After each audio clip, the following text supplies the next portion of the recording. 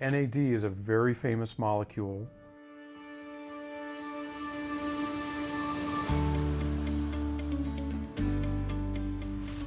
NAD is nicotinamide adenine dinucleotide. It's a cofactor that accepts and donates electrons, so it facilitates chemical reactions in the cell. And that's what it was originally described as, something that could accept and donate these electrons, and that's necessary for us to breathe and produce energy, to oxidize fuels. But without it, you really can't make any energy at all. NAD is the gas. It's like if you take the car analogy. But what hasn't been known is exactly how important NAD is as a link to the progression of aging itself.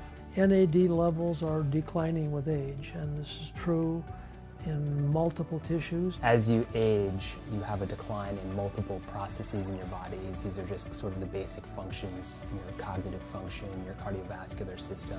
By managing or stopping that decline of NAD, can you manage all these age-related conditions? I started working on NAD metabolism about 14 years ago.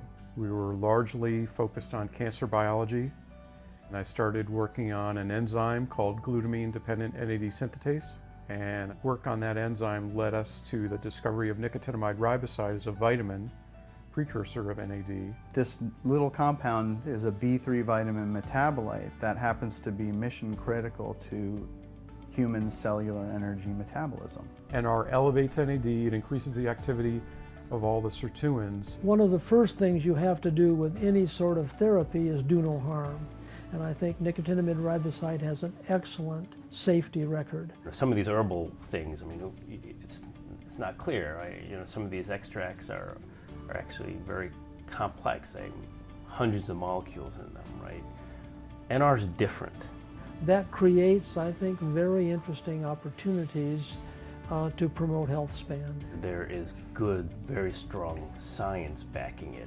It's been really exciting because NR has been commercialized and has some real strong potential for improving human health. I think that stands today as really an undisputed fact. Whether it's an animal or a human, if that organism consumes nicotinamide riboside, NAD is going to go up. So I take nicotinamide riboside, you can be sure of that.